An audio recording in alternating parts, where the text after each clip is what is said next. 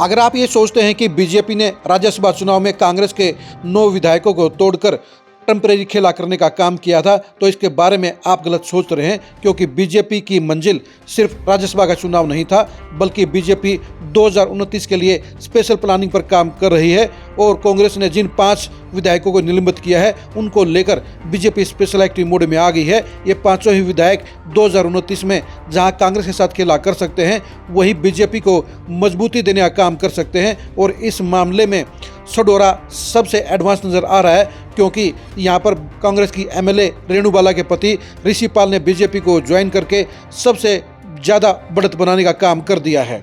नमस्कार, मैं हूं कुलदीप शिरान। आज हम खरी खरी न्यूज़ में चर्चा करेंगे सडोरा विधानसभा हल्के की स्पेशल पोल टेस्ट की, नायब सैनी के स्पेशल ट्रीटमेंट की और सडोरा में बदले हुए समीकरणों की।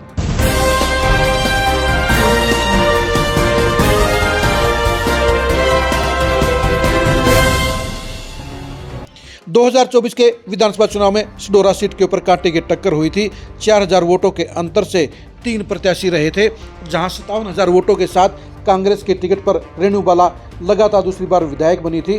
वहीं पर सडोरा के 3 बार विधायक रहे बलवंत सिंह 2000 वोटों से चुनाव हार गए थे। इसके साथ साथ इनेलो और बीएसपी के प्रत्याशी बृजपाल छप्पर भी महज 2000 वोटों से पिछड़ गए थे। वो भी 53,000 वोटों के साथ तीसरे नंबर पर रहे थे। यानी बीजेपी, कांग्रेस और इनेलो बीएसपी के अंदर कांटे की टक्कर हुई थी। अब बीजेपी ने यहां पर खलबली मचाने का काम कर दिया है। कांग्रेस ने रेणु बाला को सस्पेंड कर दिया है, लेकिन उनके पति ऋषि पाल बीजेपी में शामिल हो गए हैं।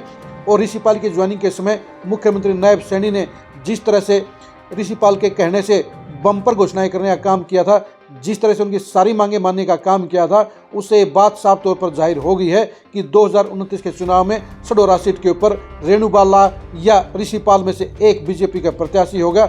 यानी बीजेपी ने इस सीट को जीतने के लिए अभी से अपनी बिसात बिछा दी है। और ये स्पेशल बिसात बिछने के बाद बीजेपी के पूर्व विधायक बलवंत सिंह सडोरा के लिए रास्ते बंद होते हुए नजर आ रहे हैं। वैसे भी बलवंत सडोरा लगभग 80 साल के हो गए हैं। ऐसे में बीजेपी 2029 में उनके ऊपर दांव लगाएगी, इसके ऊपर पूरा संदेह है, क्योंकि 2 बार चुनाव हारने और 80 साल की उम्र, दोनों ही आंकड़े ऐसे हैं जो बीजेपी के अंदर बलवंत सिंह सडोरा की सियासत का खात्मा होने का संकेत दे रहे हैं। ऐसे में 2029 में बलवंत सिंह सडोरा को नया रास्ता चुनना होगा।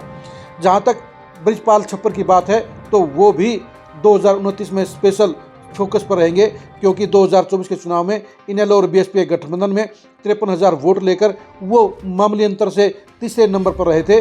लेकिन 2029 के चुनाव में उनके ऊपर भी स्पेशल नजर रहेगी, क्योंकि बेशक से इनेलो और बीएसपी का गठबंधन टूट गया है, लेकिन इनेलो का पुराना वोट बैंक और जनाधार दोनों ही वापसी कर रहे हैं।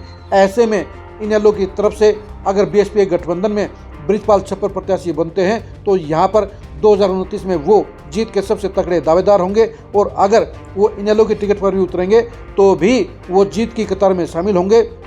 बलवंत सिंह सडोरा भी अगर अपनी पुरानी पार्टी इनेलो में वापसी करते हैं, तो वो भी जीत के दावेदार होंगे। हम आपको ये बता दें कि सन 2000 और 2005 में 2 बार लगातार इनेलो की टिकट के ऊपर ही बलवंत सडोरा विधायक बने थे।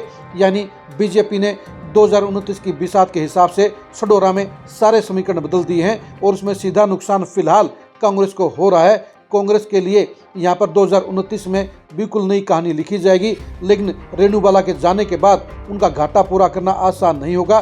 सिर्फ बृजपाल छप्पर ही वो घाटा पूरा कर सकते हैं। अब देखने की बात ये रहेगी कि इनेलो बीजेपी के सामने कांग्रेस 2029 में कैसा दंगल जताती है, किसके ऊपर दाव लगाने का काम करती है। यानी 2029 के लिए बीजेपी ने ऋषि पाल को आगे करके जो बिसात बिछा दी है, वो कांग्रेस और इनेलो दोनों के लिए ही बड़ी चुनौती कही जाएगी। आप सडोरा हल्के के सियासी समीकरणों के बारे में क्या सोचते हैं, कमेंट करके जरूर बताइए। 2029 में क्या रेणु बाला या ऋषि पाल बीजेपी की टिकट पर विधायक बन सकते हैं, कमेंट करके जरूर बताइए। 2029 में इनेलो की टिकट के ऊपर बलवंत सिंह सडोरा और बृजपाल छप्पर दोनों में से कौन विधायक बन सकता है, ये भी कमेंट करके जरूर बताइए। 2029 में कांग्रेस सडोरा में किस चेहरे पर दाव लगाने का काम करेगी, ये भी कमेंट करके जरूर बताइए। सडोरा की 2029 की पॉलिटिक्स के समीकरणों और माहौल को जानने के लिए आप लगातार खरी खरी न्यूज़ के साथ बने रहिए। आप हमारे फेसबुक पेज को फॉलो कीजिए, आप हमारे यूट्यूब चैनल को सब्सक्राइब कीजिए। नमस्कार।